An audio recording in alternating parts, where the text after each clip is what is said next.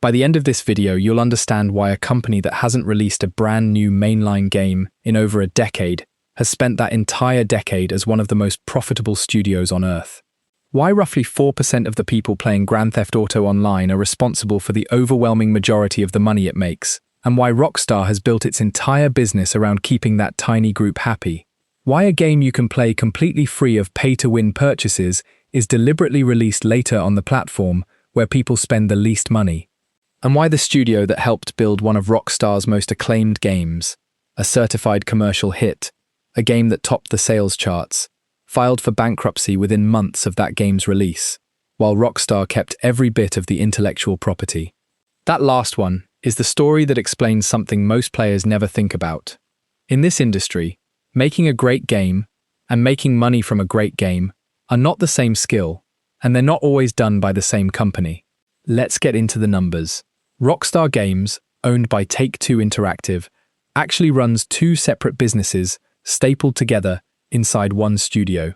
The first is the one everyone thinks of, selling the game itself.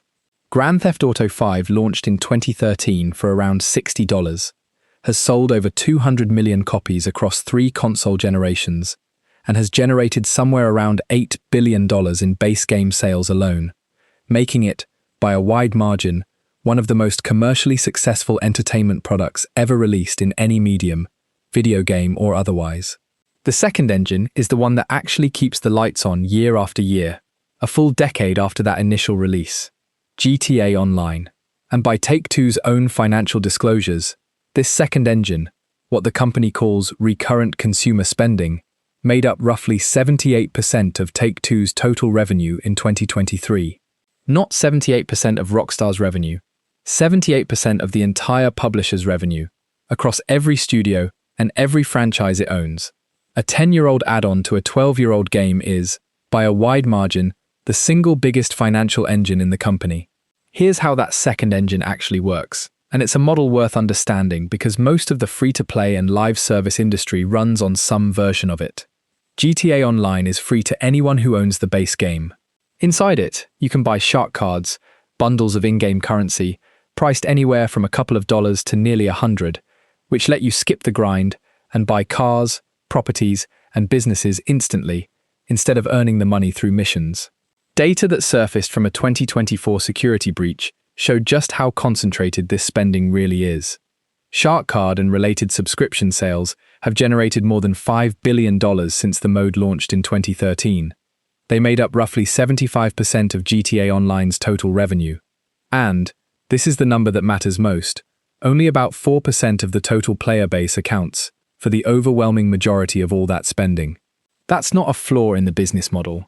That's the business model. Most live service games aren't actually designed to extract a little money from everyone.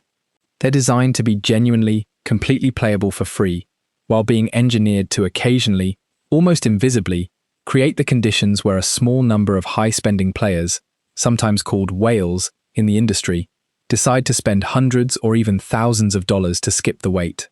Every car meet, every returning heist, every seasonal update exists in part to keep that top 4% logged in and spending, because losing them would cost Rockstar more revenue than losing the other 96% combined. If you're enjoying this breakdown, hit subscribe. We go inside a different industry's real numbers every episode. Here's a pattern almost every GTA player has noticed, and almost nobody has fully understood. Rockstar consistently releases its games on console first, sometimes years before a PC version follows.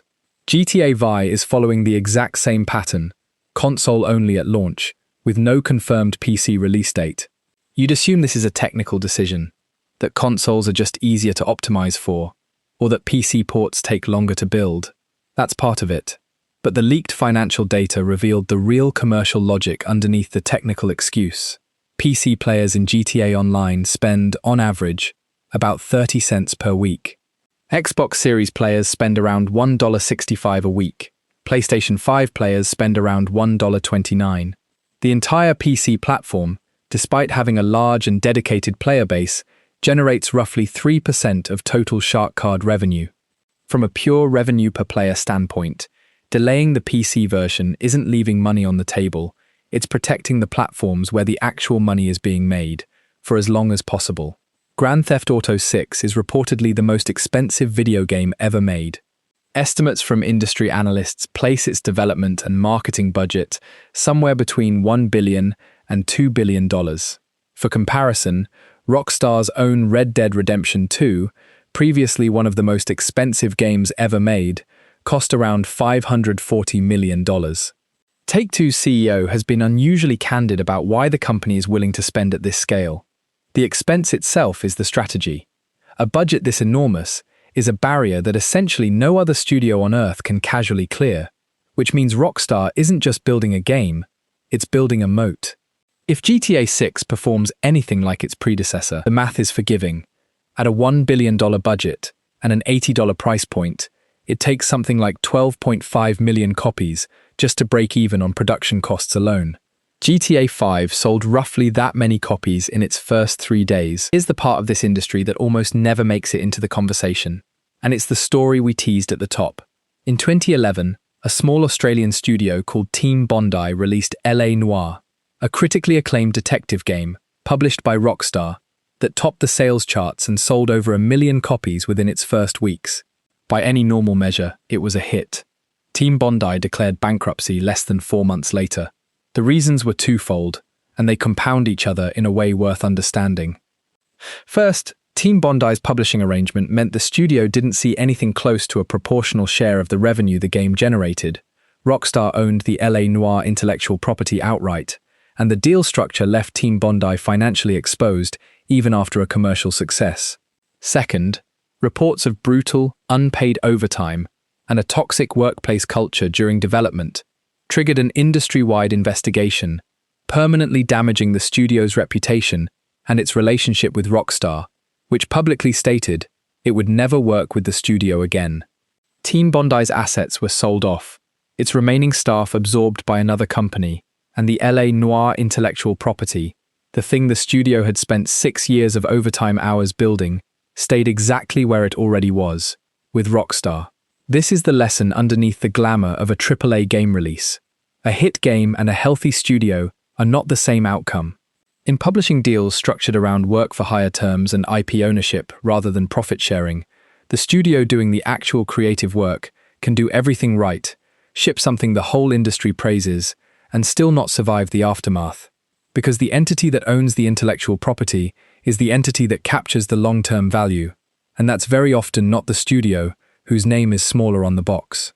At the top of this industry, a handful of publisher-owned mega franchises, GTA, Call of Duty, FIFA/EA Sports FC, generate the overwhelming majority of the industry's actual profit, because they combine massive upfront sales with years or even decades of recurrent, live service revenue layered on top.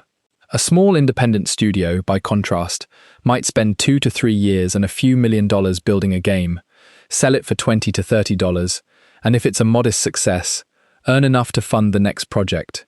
No recurring revenue engine, no whale economy, just a single unit sale with a thin margin split, with the platform holder taking its standard 30% cut. Rockstar sits at the absolute top of the scale, on both axes at once. Massive upfront sales from a mainline release, and one of the most successful recurrent revenue engines ever built, layered permanently on top of it, still running strong more than a decade after the base game shipped. Rockstar Games isn't really in the business of making video games.